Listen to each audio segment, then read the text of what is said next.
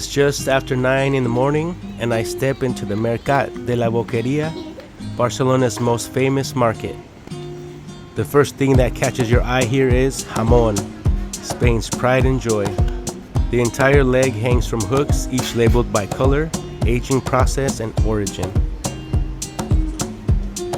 Inside, you'll find fresh eggs in every shade: white, brown, speckled, even quail eggs. There are piles of vegetables harvested just hours earlier, and next door, fruit juices rest on ice, fresh pressed and ready for today's crowd. Boqueria isn't just for tourists. Many locals still shop here daily. Walking deeper into the market, you pass stalls that reflect traditional Spanish cooking: lamb heads, pig legs, tongues, hearts, brains. Nothing goes to waste here. These cuts are used in stews, broths, and slow-cooked dishes that have fed families for generations. The Mediterranean provides staples caught along Spain's coast: fresh octopus, tuna, sardines, sea bream, and salmon line the seafood counters.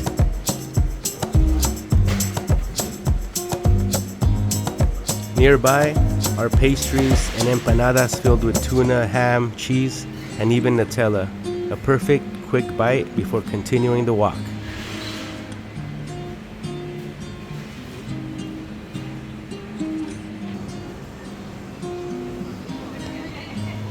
If you're craving something off the barbecue, vendors with high quality meat for roasting and premium burgers are ready for the grill. You'll find some of the best cuts of steak, and if you're looking for lamb, you can even find lamb chops, lamb shanks, or a whole leg.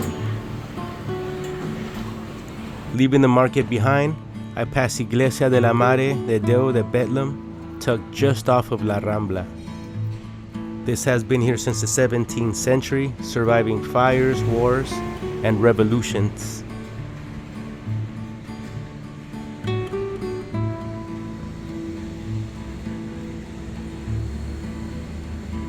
Soon, off of La Rambla, Barcelona's most famous boulevard, construction lines part the street today, but the energy remains: people strolling, heading to work, and street performers.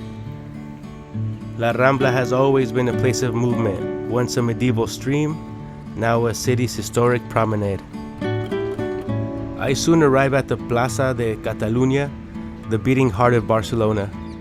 This square connects the old city to the modern one and serves as a meeting point for locals, commuters, and travelers alike.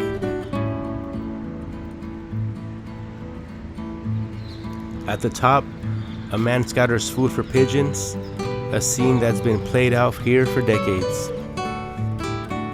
This plaza is known for music concerts and festivals, trade fairs and cultural events, protests and demonstrations alongside sporting celebrations. The square is also famous for its abundant pigeons, deliberately introduced in 1929 to beautify it, leading to their massive multiplication.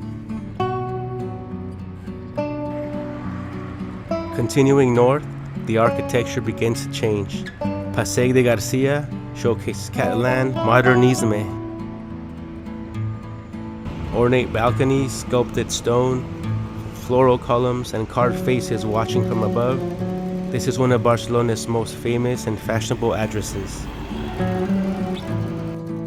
It's by the Palau de la Música Catalana, a UNESCO World Heritage Site, and one of the city's greatest architectural achievements.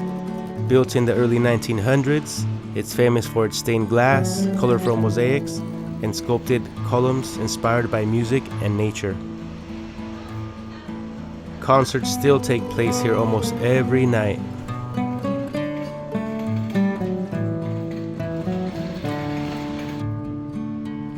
There is so much to explore here, so the best thing is to take a random road, random street, and try to find something interesting. It's always a good idea to go on foot because you get to really see all the details behind the buildings. And after all that walking, hunger finally sets in. I start with garlic shrimp sizzling in olive oil, butter, and fresh herb, a classic Spanish tapa. Half a bottle of Rioja wine sits nearby, deep red and smooth. Then comes my main dish, seafood paella. Born in Valencia, paella was originally a rural farmer's meal cooked over open fires. Today, it's one of Spain's most famous dishes, made with saffron rice, clams, and mussels and prawns. To finish the day, I pass a gelato stand, rows of colors and flavors catching the evening light. With the city slowing down now, I head back towards my accommodations, full, relaxed, and grateful to have experienced Barcelona the local way. See you next time.